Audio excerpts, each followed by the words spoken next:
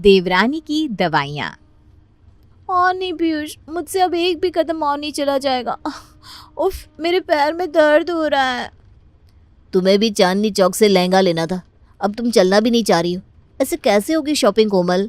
ये दिल्ली की मार्केट है, चलना तो पड़ेगा ना। जब तक 2-4 दुकान घूमेंगे तब तक कोई अच्छा पीस नहीं निकल कर आएगा। ना, मुझे कुछ नहीं पता पीयूष, मेरे पैरों में बहुत दर्द हो रहा है, ऊपर से सैंडल।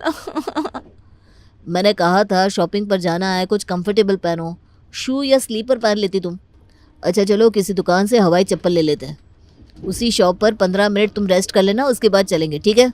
ना, ऐसे बैठने से दर्द थोड़ी ना ठीक होता है।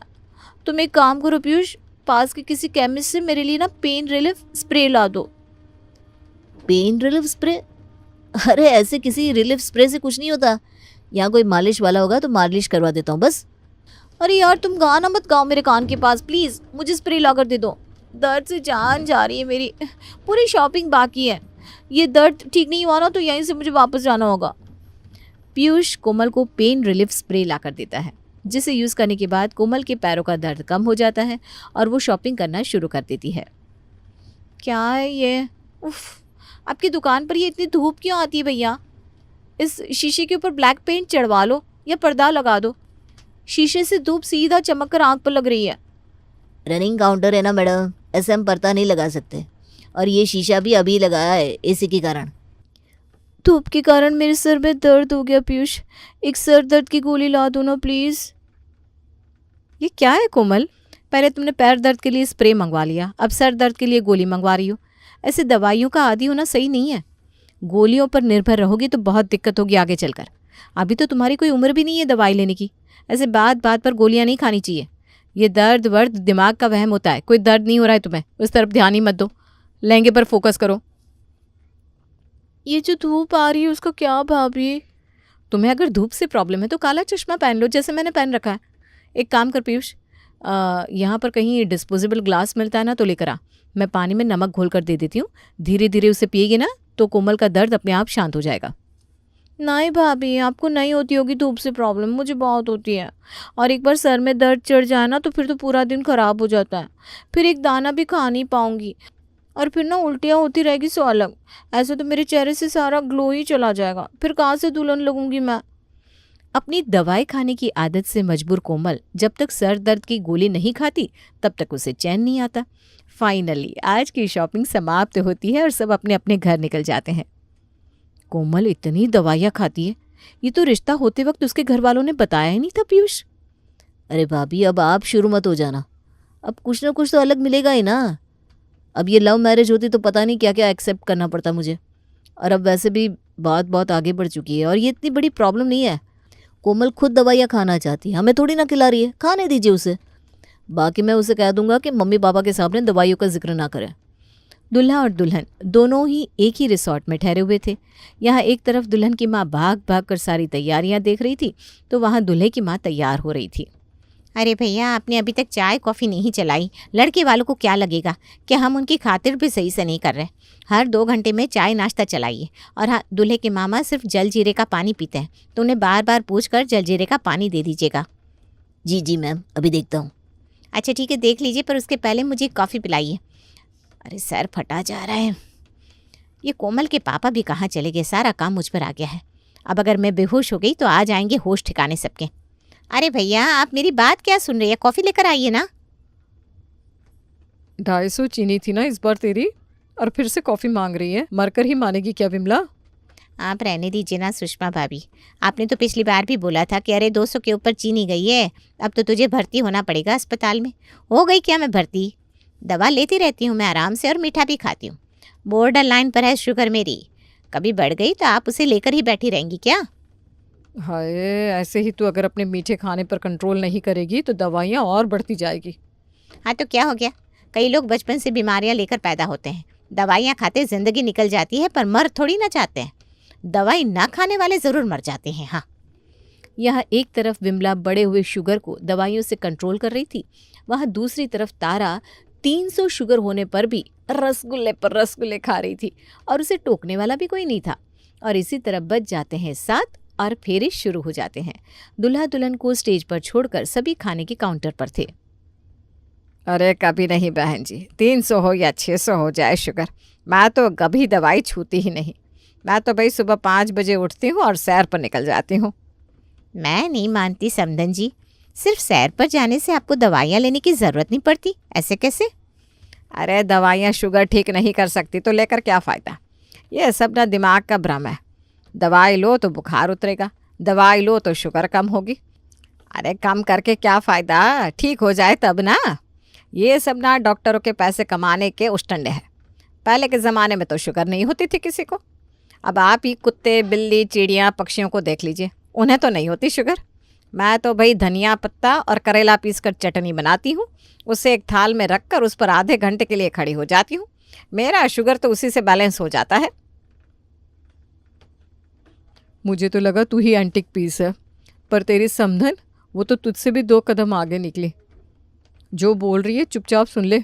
बेटी की शादी है, ज़्यादा बहस करने जाएगी, पता चला बात बिगड़ गई। दो परिवार जो एक दूसरे से इतने ऑपोजिट थे, आज ऑफिशियली रिश्तेदार बनने वाले थे और बहू बनकर कोमल पीयूष के घर आ जाती है। ससुराल के पहले दिन सवेरे सवेरे कोमल अपने कमरे से बाहर आती है और क्या देखती है कि फर्श पर हर तरफ हल्दी के दाग है। यार शादी के बाद भी हल्दी होती है भाभी, और जब हुई तो किसी ने मुझे बुलाया क्यों नहीं? दवाइयाँ खा खा कर तेरा दिमाग हिल गया है। किसी ने हल्दी नहीं मनाई है, तू खुद जाकर देख ले। कोमल दरवाजे से बाहर जाती है और क्या देखती है कि घर के बाहर गार्डन में उसकी सास अपने घुटनों और पगथली पर पत्ता गोभी के पत्ते बांधकर बैठी हैं। ये सब क्या है? आपके पैर पर पत्ता गोभी क्यों बंधी है मम्मी जी? अरे बहू, सिर्फ पत्ता गोभी नहीं है, उस पर सरसों का तेल, हल्दी और लौंग है। इससे घुटनों का दर्द ठीक हो जाता है। ये किस ज़माने की बात कर रही हैं आप मम्मी जी? घुटनों में दर्द है तो दवाइयाँ लीजिए, कैल्शियम की गोली खाइए। मुझे तो लगता है आपकी बॉडी में ज़रूर B12 की कमी हुई होगी। मैं सप्लीमेंट्स ले आती हूँ। अरे ये क्या बोल रही है बहू तू? ये सब हमारे घर पर नहीं आता। मांस और दवाइयों से हमारा कोई संबंध नहीं है। आपको आज तक अच्छे डॉक्टर का गाइडेंस नहीं मिला होगा पापा जी, इसलिए। कोमल ये कहती है कि तभी अपनी बालकनी से जाकर डॉक्टर श्रीनिवास कहती हैं, मुझसे अच्छा जनरल फिजिशियन आसपास कहीं नहीं मिलेगा बेटा। पर इन लोगों को समझाए कौन? इन्हें तो लगता है सब कुछ यही जानते हैं। मेरे हस्बैंड सर्जन है, रह रहकर तुम्हारे ससुर जी के सीने पर दर्द उठता है। कितनी बार हमने कहा कि एक बार चेकअप करवा लीजिए, पर नहीं। अरे डॉक्टर, फिर से आ गई आप। कितनी बार कहा है कि मेरे घर पर मत आया कीजिए। आपने तो दिन भर अपने पति और बच्चों को दवाई खिला दी, अब मुझे भी दवाई खिलाकर मारना चाहती है क्या? चल बहू, तू अंदर चल। कुछ दिनों बाद कोमल अपने कमरे के ड्रेसिंग टेबल के सामने बैठी खुद को निहार रही थी कि अचानक ही उसकी चीख से पूरा घर गूंज उठता है। दवाइयों का बुरा असर हो गया है लगता है मम्मी जी। हे भगवान, रोज़ किसी ना किसी चीज़ की दवाई लेती थी, सुबह उठते ही गैस की दवाई लेगी तो यही सब होगा ना। मेरे घुटने, हाय ये दर्द, पैर उठाया ही नहीं जा रहा। आप आगे बढ़िए, मैं पीछे पीछे आ रही हूँ। सभी भागते हुए कोमल के कमरे में पहुंचते हैं। क्या हुआ देवरानी जी? ये मेरी आंखों को देखिए भाभी, ज़रा सूजी सूजी सी नहीं लग रही, आंखों में लालिमा भी है, कहीं मुझे कुछ तो नहीं हो गया? ओ माय गॉड, मैं गूगल करती हूँ। अब गूगल पर तो आप कुछ भी लिख दीजिए, हर चीज़ का गूगल किसी बीमारी से रिलेट करने में इतना सक्षम है कि कहना ही क्या। ये तो कोई गंभीर बीमारी है, कहीं मुझे ऑपरेशन ना करवाना पड़े। ओहो, हाथ पैर में जलन हो रही है, चक्कर भी आ रहे हैं। मम्मी जी, पीयूष को बुलाइए प्लीज़, मुझे डॉक्टर की ज़रूरत है, जल्दी से जल्दी बुलाइए प्लीज़। और भागती हुई कोमल डॉक्टर श्रीनिवास के घर का दरवाज़ा खटखटाने लगती है। अरे बेटा, तुम यहाँ क्यों आ गई? तुम्हारी सास को पता चला ना तो बेकार में वो हमारा दिन खराब कर देगी। मैं आपके पड़ोस के दुश्मन की बहू बनकर नहीं आई हूँ डॉक्टर साहब, मेरी तबीयत ठीक नहीं है, मैं एक पेशेंट हूँ, मुझे आपकी ज़रूरत है, प्लीज़ मुझे एग्जामिन कीजिए। डॉक्टर श्रीनिवास अच्छी तरह से कोमल की जांच करती हैं। कौन सी दवाइयाँ लेनी होगी डॉक्टर? आप प्लीज़ लिख दीजिए, मुझे कोई प्रॉब्लम नहीं है, मैं सब ले लूँगी, पर मुझे ठीक कर दीजिए। देखिए, बीमारी होते ही मैं आपके पास आ गई, मैंने ज़रा भी देर नहीं की है ना। अरे बस शांति शांति, तुम्हें कुछ नहीं हुआ है। नए एनवायरनमेंट में आई हो ना तुम, ज़रूर तुम्हारी नींद अच्छे से नहीं हो रही, इसलिए आँखों में हल्का सा सूजन है, और इसके लिए दवाइयों की ज़रूरत नहीं है। This is normal. नहीं नहीं नहीं डॉक्टर साहब, मुझे ना अचानक चक्कर भी आने लगे और शरीर भी जलने लगा, और मेरा ना हार्ट बीट भी बढ़ गया। क्योंकि तुम गूगल पर उल-जुलूल चीज़ें पढ़ रही थी, जिस कारण तुम्हारा टेंशन बढ़ गया और एंग्जाइटी में ये सब होना नॉर्मल है। बेकार में हर चीज़ की दवाई मत लो कोमल, यू आर एब्सोल्युटली फाइन। तुम जा सकती हो। आप एक काम कीजिए ना, एक नॉर्मल विटामिन की दवाई दे दीजिए ना, वो क्या है ना, मुझे शांति हो जाएगी। डॉक्टर श्रीनिवास की पड़ोसी, जो उसके मुंह से दवाइयों का नाम सुनते ही चिढ़ जाते थे, आज उनकी बहू ज़रूरत ना होने पर भी ज़बरदस्ती दवाई का नाम लिखवा कर वापस लौट रही थी। इसी तरह दिन बीत रहे थे। दोपहर को किचन में ज्योति और कोमल खाने की तैयारी कर रही थी। जेठ जी और पीयूष के बीच में 6 साल का अंतर है भाभी। तो आपकी शादी कब हुई थी? मेरी शादी को तो 5 साल हो गए।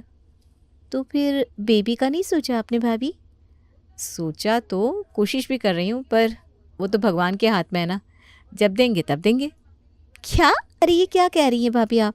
हाथ पर हाथ रखकर बैठने से भगवान बच्चा थोड़ी ना देते हैं। भगवान ने आपको दिमाग दिया है, आपको डॉक्टर को दिखाना चाहिए। मैं ले लेती हूँ आपकी अपॉइंटमेंट। नहीं नहीं कोमल, ये सब कुछ नहीं होता। शादी के पहले मैं भी दवाइयाँ ले लेती थी, फिर यहाँ आई तो इस घर के हिसाब से ढलना पड़ा। तब समझ में आया कि दवाई ना लेने में ही फ़ायदा है। पता नहीं क्या होगा आपका भाभी। चलिए खाना लगाते हैं। सभी खाने की टेबल पर बैठ जाते हैं और खाना शुरू करते हैं। ये गुड़गुड़ की आवाज़ तब से कहाँ से आ रही है? जैसे ही एक निवाला लेने जाता हूँ, गुड़गुड़ फिर गुड़गुड़। पेट साफ नहीं है क्या? कहाँ से होगा पेट साफ? सुबह तेरे पापा जी से कहा गर्म पानी पी लीजिए, पर नहीं, ये तो पीने को तैयार ही नहीं थे। तो अब पेट की आवाज़ आ रही है, हो गई ना एसिडिटी। मेरे मुंह में छाले है पीयूष की मम्मी। अब उस पर आप मुझे गर्म पानी पिला देंगे तो मेरा बेड़ा गर्क नहीं हो जाएगा? एक काम करो बहू, तुम मुझे नमक अजवाइन ला कर दे दो, उसकी फांकी लगा लूँगा तो पेट का गैस ख़त्म हो जाएगा। और शहद भी ला दूंगी पापा, उससे ना आपको मुंह के छालों में आराम मिलेगा। ये किस ज़माने की बात कर रहे हैं आप लोग? उफ़, छाले हो गए तो उसकी दवा आती है पापा जी। और एसिडिटी के लिए मैं ला कर देती हूँ ना गोली। एक बार में आपकी एसिडिटी ख़त्म हो जाएगी, फिर आराम से खाना खाइएगा। फिर से वही बात कोमल, तुम अपनी दवाइयों को मेरे घर वालों पर मत थोपो। पढ़े लिखे होकर भी तुम ऐसी बातें कर रहे हो पीयूष। अरे सही तो कह रहा है पीयूष, दवाइयाँ खाने से हड्डियाँ गल जाती है, किडनी लीवर फेल हो जाते हैं। बस बस मम्मी जी, आपकी इस किचकिच के कारण मेरे सर में दर्द हो गया। अब मुझे सर दर्द की गोली लेनी पड़ेगी। और सच में खाने से उठकर कोमल सर दर्द की गोली लेने बैठ भी जाती है। पहले गैस की गोली ले लेती हूँ, वरना फिर एसिडिटी हो जाएगी। उसके बाद सर दर्द की गोली ले लूँगी। यहाँ आने के बाद मैं दूध भी नहीं पी रही हूँ, तो एक कैल्शियम की गोली भी ले लेती हूँ, यही ठीक रहेगा। एक रात सभी रेस्टोरेंट जाने के लिए तैयार हो रहे थे कि कोमल देखती है उसके बाल बहुत ज़्यादा झड़ रहे हैं। अचानक इतने बालों का टूटना तो सही नहीं है। I think I need a doctor. और उल्टे पांव अपनी आदत से मजबूर कोमल फिर से डॉक्टर श्रीनिवास के पास पहुंच जाती है। अब बाल झड़ने के लिए मैं तुम्हें दवाई कैसे दे सकता हूँ कोमल? तुम्हें कोई प्रॉब्लम नहीं है, तुम हार्ड वाटर यूज़ कर रही हो यहाँ पर, इसीलिए बाल टूट रहे हैं। सॉफ्ट वाटर से शैम्पू करो। अच्छा ठीक है डॉक्टर, पर वो मुझे कहना था कि आजकल ना मुझे बहुत वीकनेस महसूस होती है। आप मुझे कोई दवाई लिख कर दे दो ना, जिससे मुझे थोड़ी ताकत महसूस हो। अपने कमरे से बाहर निकलो, लंबी वॉक लो, हरी सब्जियां खाओ। हर चीज़ का इलाज दवाई नहीं होती। डॉक्टर किसी को ज़बरदस्ती दवाइयाँ थोड़ी ना देते हैं। उन्हें भी पता होता है कि किस बीमारी को दवा की ज़रूरत है और किसे नहीं।